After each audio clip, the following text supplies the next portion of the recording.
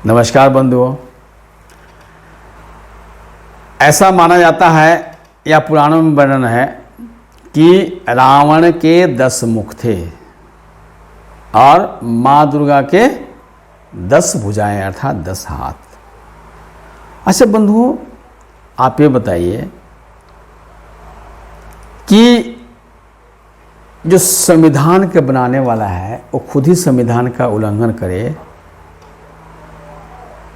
तो क्या जो संवैधानिक व्यवस्था है वो चरमरा नहीं जाएगी, अस्त व्यस्त नहीं हो जाएगा? बिल्कुल हो जाएगा। तो इस जो पूरे संसार को बनाने वाले हैं, ब्रह्मांड को बनाने वाले हैं परम पुरुष ब्रह्मा, उन्होंने सृष्टि का रचना किया। तो उस सृष्टि का जो नियम विधान है उसके अनुसार मनुष्य के 2 हाथ, 2 पैर, 2 आँख, 2 कान, 1 मुंह, ऐसा है। तो अगर वो खुद ही इसका उल्लंघन करें तो क्या चल पाएगा? बिल्कुल नहीं चल पाएगा। ऐसा इसका जीता जागता उदाहरण है कि स्वयं भगवान सदाशिव जब इस धरती पर आते हैं तो भी सामान्य मनुष्य की तरह ही आते हैं। भगवान कृष्ण आते हैं वो भी सामान्य मनुष्य की तरह आते हैं। इस युग में श्री श्री आनंद मूर्ति जी आते हैं जो सर्वगुण संपन्न है, अलौकिक प्रतिभा के धनी हैं। अगर सारे दृष्टिकोण से देखा जाए तो माना जा सकता है कि वो खुद ही जो है ईश्वर का अवतार हैं, वो भी तो सामान्य मनुष्य की तरह है। इसके अलावा जितने भी पैगंबर या महापुरुष इस धरती पर आए सभी लोग सामान्य मनुष्य की तरह। तो फिर रावण 10 मुख वाला कैसे हो सकता है? माँ दुर्गा 10 भुजाएं वाले कैसी हो सकती है? निश्चय ही यह विचारणीय विषय है, समझने की विषय है, मंथन करने की जरूरत है। क्योंकि पुराणों में जो कथा कहानी का चित्रण किया गया है वो कथा कहानी के चित्रण करने वाले जो ऋषि मनीषी थे वो निश्चय ही साधारण मनुष्य नहीं थे, विद्वान थे, मर्मज्ञ थे, अच्छे अध्यात्मवादी थे, साधक थे। तो दोस्तों ये जो इसको जो बातें हैं इसको क्लियर करने के लिए, इसको मंथन करने के लिए, चिंतन करने के लिए, विचार करने के लिए मैं आज प्रस्तुत हुआ हूँ। तो दोस्तों यदि पहली बार वीडियो देख रहे हैं और मेरा चैनल को सब्सक्राइब नहीं किए तो सब्सक्राइब कर लें और आइकन बेल ज़रूर दबा दें। वीडियो अच्छा लगे तो कमेंट करें, शेयर करें, लाइक करें। अच्छा नहीं लगे तो भी अपना विचार दें। और दोस्तों वीडियो अंत तक जरूर देखें। बंधुओं, दरअसल बात यह है कि जो दार्शनिक बातें हैं उनको सिद्ध करने के लिए तुलनात्मक बातें की जाती है। जैसे फल कैसा मीठा है तो गुड़ की तरह, धूप कैसी है तो अग्नि की तरह,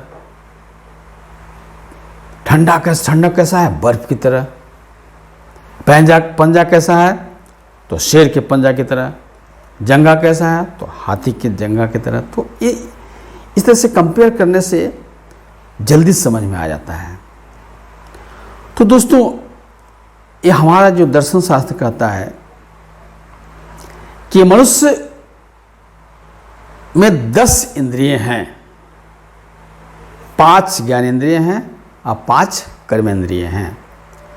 इन्हीं 10 इंद्रियों के द्वारा मनुष्य सारा कार्य करता है, मनुष्य अपने शक्ति का उपयोग करता है।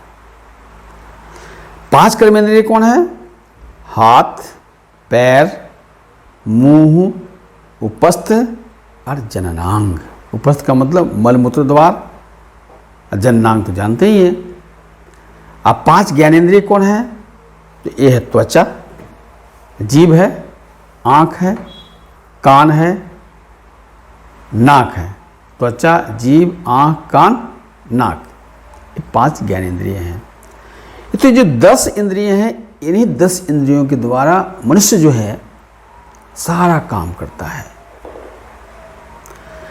अब ये 10 इंद्रिय अगर भौतिकता की तरफ भागती है, पागल की तरह, भोगवाद की तरफ, जीव जो है सो केवल टेस्ट के पीछे भागता है।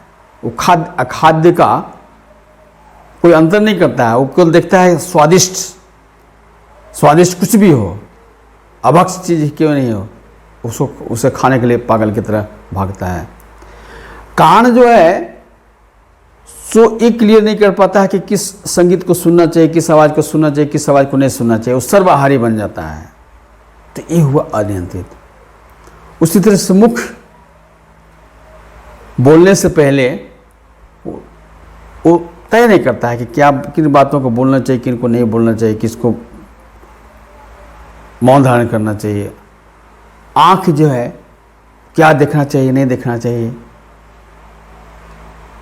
इस बोल अनकंट्रोल, अनियंत्रित। तो इस तरह की जो इंद्रियां का जो स्वभाव बन जाता है, तो इस तरह की इंद्रिय वाला मनुष्य यम नियम का घोर उल्लंघन करता है। 5 यम है, 5 नियम है, मैं पहले बात कर चुका हूं। सत्य, अहिंसा, अस्त्य, ब्रह्मचर्य, अपरिग्रह और शौच, संतोष, तपः, स्वाध्याय, ईश्वर प्रणिधान, ये जो 5-5, 10 यम नियम है, इनका घोर उल्लंघन करता है।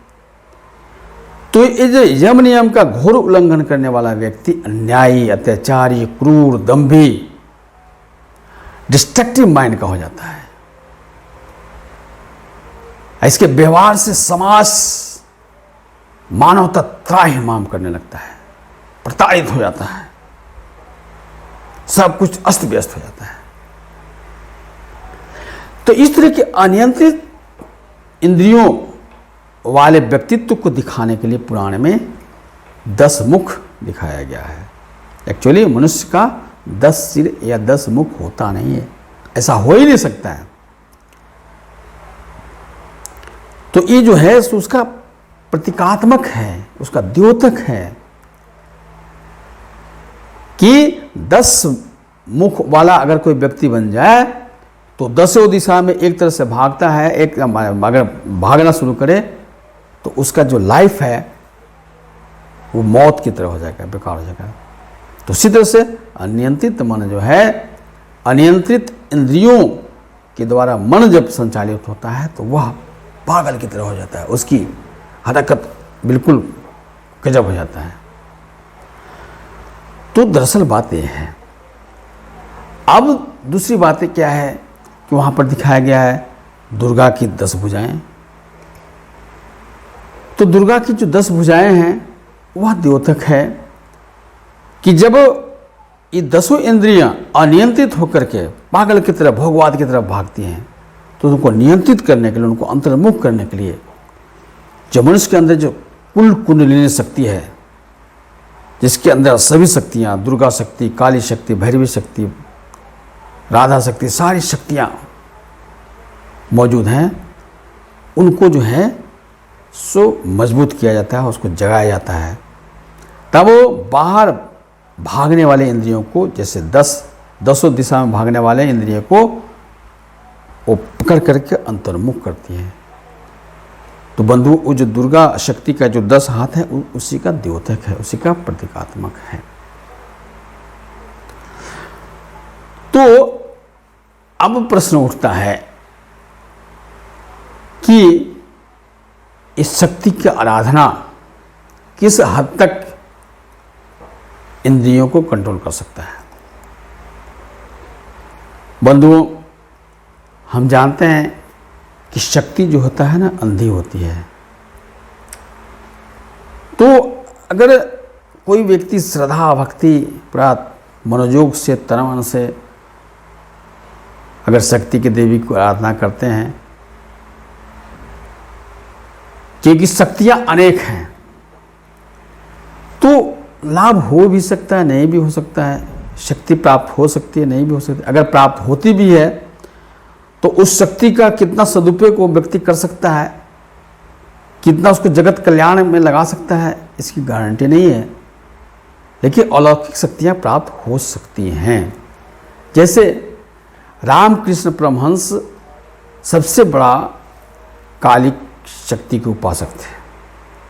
उनके बारे में कहा जाता है कि इतनी उसमें सिद्धि हासिल कर लिए थे कि प्रत्येक दिन जो काली शक्ति है साक्षात मानव देह धारण करके उपस्थित होती थी, आप अपने हाथों से उसका भोग कराते थे और तब अपने भोजन ग्रहण करते थे।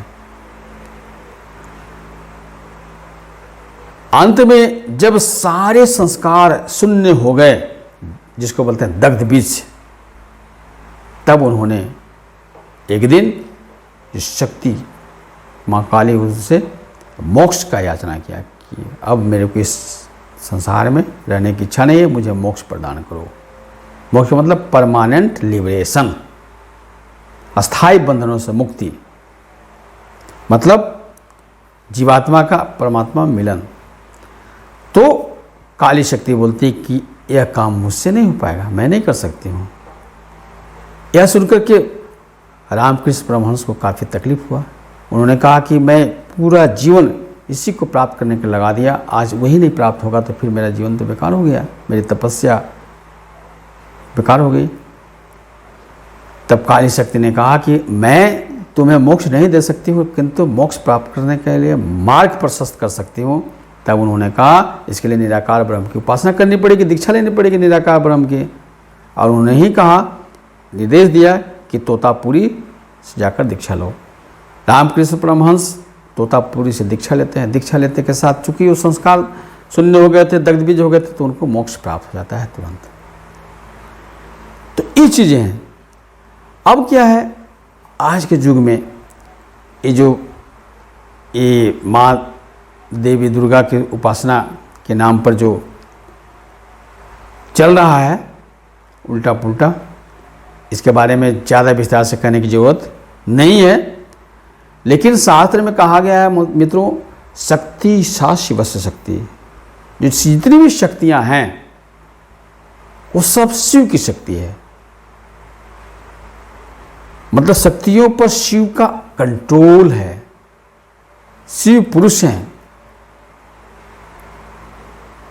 जैसे एक पेड़ का जड़ होता है ना, और जड़ के ऊपर बहुत सारी शाखाएं होती हैं, तो होशियार मनुष्य क्या करता है, जड़ में पानी डालता है। आज मूर्ख है वो क्या करता है, पेड़ के सभी डालियों में सभी पत्तों में पानी डालते हैं, उसकी सिंचाई करते हैं। परिणाम क्या होता है, एक समय आता है कि सारे पेड़ सूख जाते हैं। और जड़ में डालने वाला उसका समय भी बचता है और उसके पेड़ पौधे हरे भरे भी रहते हैं, कामयाब भी हो जाते हैं। तो एक्चुअली जो व्यक्ति शिव का उपासक होता है उसको सारी शक्तियों की उपासना करने की आवश्यकता अलग अलग नहीं पड़ती है। तो बंधुओं,